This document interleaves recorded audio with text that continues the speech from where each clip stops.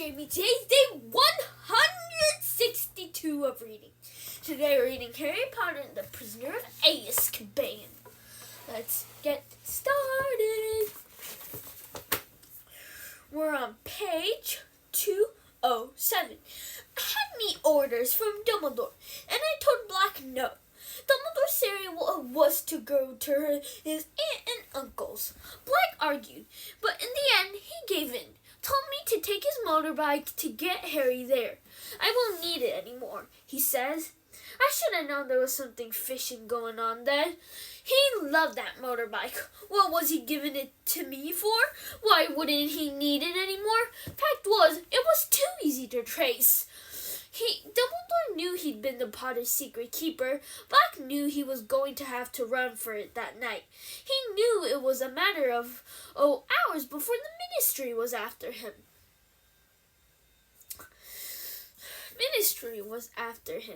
But what if I'd given Harry to him? I bet he'd have pitched him off the bike halfway out to sea. His best friend's son. But when a wizard goes over to the dark side, there's nothing, and no one that matters to them anymore. A long silence followed Hagrid's story. Then Madame Rosmerta said with some satisfaction, "But he didn't manage to disappear, did he?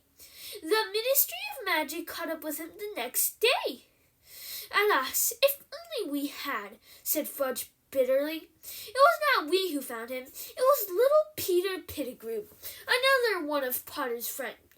Maddened by grief, no doubt, and knowing that Black had been the Potter's secret keeper, he went after Black himself. Pettigrew, that fat little boy who was always tagging around after them at Hogwarts," said Madame Rosmerta. "Hero worshipped Black and Potter," said Professor McGonagall, "never quite in their league, talent-wise. I was often rather sharp with him.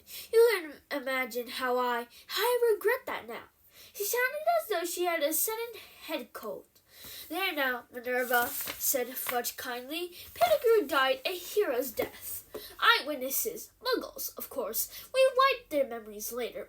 Told us how Pettigrew cornered Black. They say he was sobbing.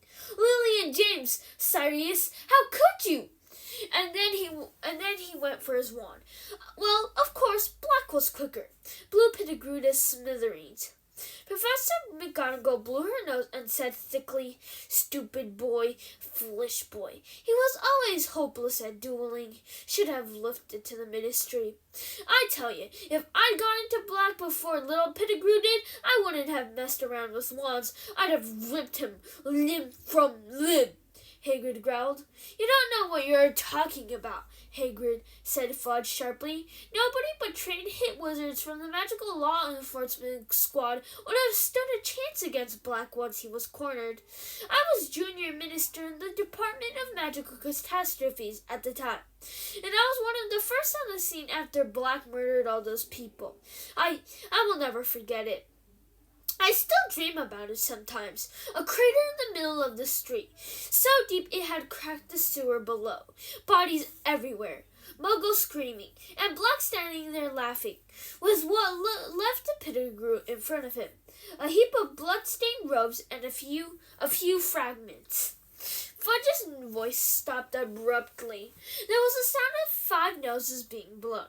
"Well, there you have it, Rosmerta," said Fudge thickly. "Black was taken away by 20 members of the magical law enforcement squad, and Pettigrew received the Order of Merlin, first class, which I think was some comfort to his poor mother. Black's been in Azkaban ever since." Madame Rosmerta let out a long sigh. "Is it true he's mad, Minister?" "I wish I could say he was," said Fudge slowly. "I certainly believe his master's defeat unhinged him for a while. The murder of Pettigrew and all those Muggles was the action of a cornered and desperate man.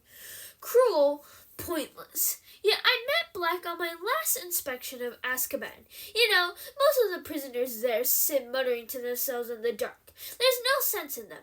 But I was shocked at how normal Black seemed. He spoke quite rationally to me. It was unnerving. You'd have thought he was merely bored. Asked if I'd finished with my newspaper, or Cool as You Please, and said he missed doing the crossword. Yes, I was astounded at how little effect the Dementors seemed to be having on him. And he was one of the most heavily guarded in the place. You know, Dementors outside his door day and night. But what do you think? What do you think he's broken out to do? Said Madame Rosmerta. Good gracious, Minister, he isn't trying to join you-know-who, is he? I dare say that's his, eventual plan, said Fudge evasively, but we hope to catch Black long before that. I must say, you-know-who alone and friendless is one thing, but give him back his most devoted servant, and I shudder to think how quickly he'll rise again. There was a small chink of glass on wood. Someone had set down their glass.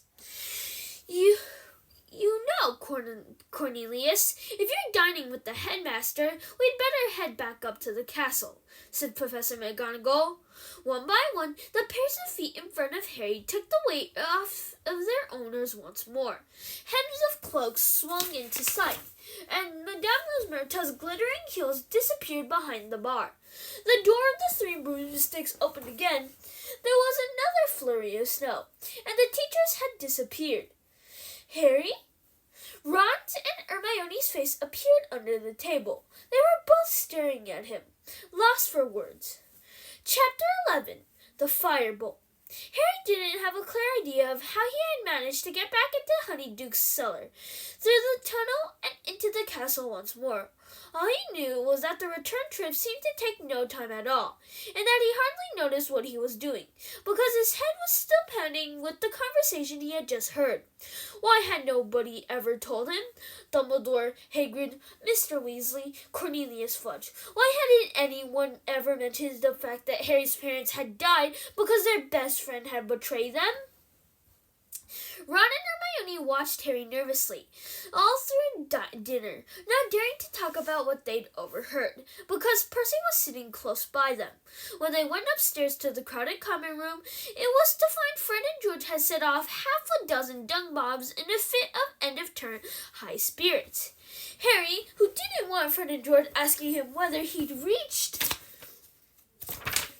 Hogsmeade or not, sneaked quietly up to the empty dormitory and headed straight for his bedside cabinet. He pushed his books aside and quickly found what he was looking for. The leather-bound photo album Hagrid had given him 2 years ago, which was full of wizened pictures of his mother and father.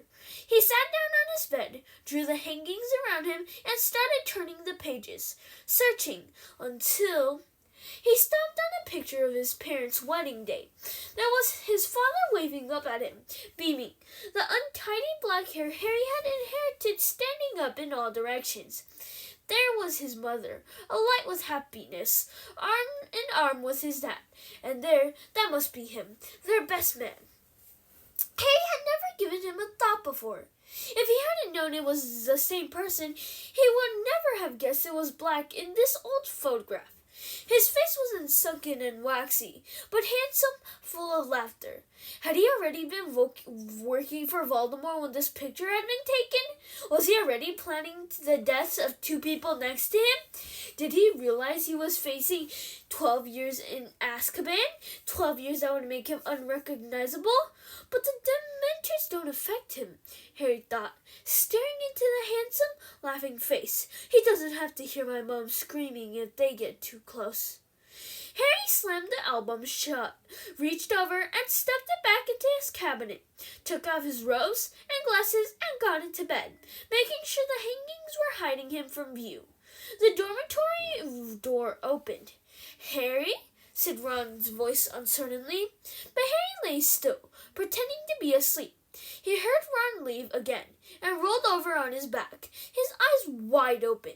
A hatred such as he had never known before was coursing through Harry like poison. He could see Black laughing at him through the darkness, as though someone had pasted the picture from the album over his eyes. He watched, as though somebody was playing him a piece of film. Sirius Black blasting Peter Pettigrew, who assembled Neville Longbottom, into 1,000 pieces.